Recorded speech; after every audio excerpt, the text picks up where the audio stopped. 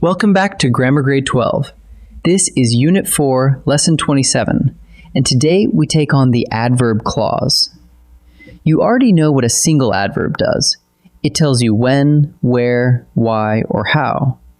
Well, sometimes a whole clause steps in to do that same job, and once you can spot it, a lot of tricky sentences suddenly make sense.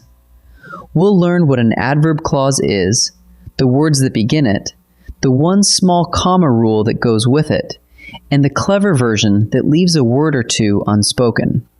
Let's dig in. Let's begin with the idea itself. An adverb clause is a subordinate clause, a group of words with its own subject and verb that can't stand on its own, and it does the exact job an adverb does. It modifies a verb, an adjective, or an adverb. And like a single adverb, it answers those familiar questions: when, where, why, how, to what extent, or under what condition. One more thing to notice up front. An adverb clause always opens with a subordinating conjunction, a word like because, although, or when. That opening word is the flag that tells you a clause is on its way. Now, watch one actually do its work. We postponed the launch because the storm was closing in. There's the main clause. We postponed the launch, standing on its own. Then comes the adverb clause, because the storm was closing in. Ask what it does. It reaches back to the verb, postponed, and modifies it. Why did we postpone? Because the storm was closing in. That whole clause answers a single adverb question, why, and hangs on the verb, just as the word suddenly or reluctantly might. That is the heart of it, a clause, doing an adverb's job. A single adverb can answer 6 different questions, and so can an adverb clause. Let me line them up. When? After the bell rang, we filed out. Where? We camp wherever the trail forks. Why? The trip was cut short because funds ran short. How, or to what extent? She spoke as though nothing had changed, and she trained harder than her rival had. And under what condition? We'll sail if the vote holds. 6 questions, 1 structure. You don't have to memorize the list. Just remember that an adverb clause is always answering one of them. So how do you recognize the clause? Learn its opening words, the subordinating conjunctions. Here are the ones you'll meet most. There's a group about cause and condition: because, although, since, unless, and if. There's a group about time: when, while, after, before, as, and until.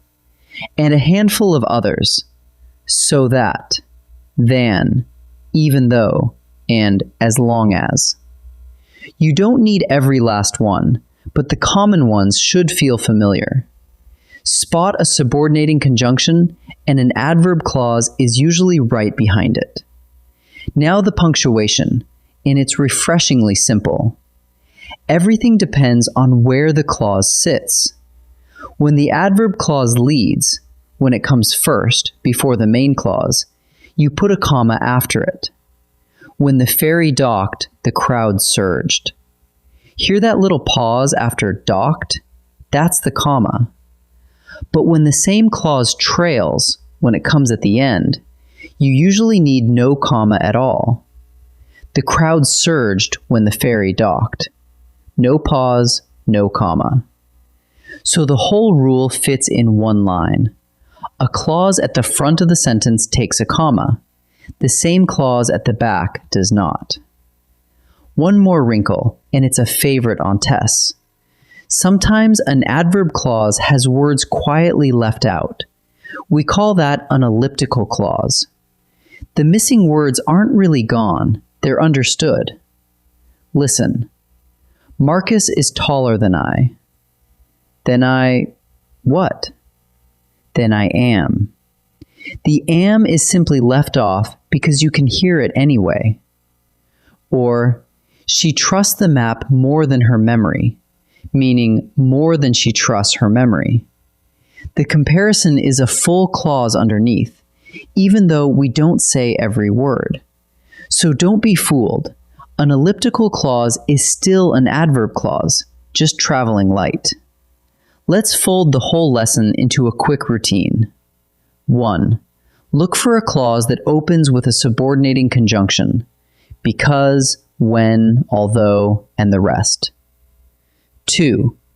Ask which adverb question it answers: when, where, why, how, to what extent, or under what condition.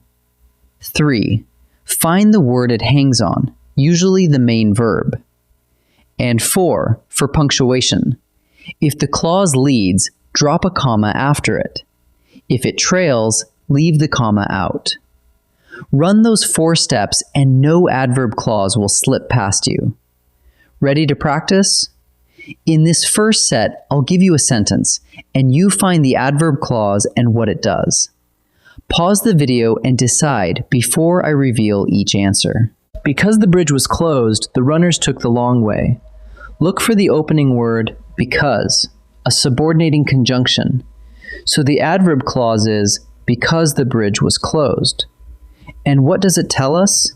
Why the runners took the long way. That first part is the adverb clause. We waited on the platform until the last train left. The adverb clause is until the last train left. Now ask what it tells you about waited. Not where, not why. It tells you when we waited. So this clause answers when. She spoke more calmly than her opponent did. The clause than her opponent did is comparing how calmly she spoke. And notice, the full idea is then her opponent did speak, but the last word is understood, not said. That makes it an elliptical adverb clause. Now each sentence has an adverb clause. You decide whether it needs a comma. Remember the rule. If the clause leads, it takes a comma. If it trails, it usually doesn't. Pause and choose before I answer. Although the sky looked clear, we packed the umbrellas. Where does the adverb clause sit? Right at the front. It leads. And a clause that leads takes a comma after it. So we need a comma. We packed the umbrellas, although the sky looked clear. Same clause, but now it comes at the end. It trails. And a clause that trails usually needs no comma at all. So here, no comma. When the results were posted, the whole team cheered. The adverb clause, when the results were posted, opens the sentence. It leads. So it needs a comma right after posted. The answer is comma. Let's gather what we've learned. First, an adverb clause is a subordinate clause that does an adverb's job. It modifies a verb, an adjective, or an adverb, and it answers when, where, why, how, to what extent, or under what condition. Second, it always opens with a subordinating conjunction: because, although, when, if, than, until. So that opening word is your signal. And third, the punctuation. When the clause leads, put a comma after it. When it trails, you usually need none. And keep an eye out for the elliptical clause, the one that leaves an understood word unspoken. Next time, in Lesson 28, we turn to noun clauses, clauses that step into a noun's shoes entirely. I'll see you there.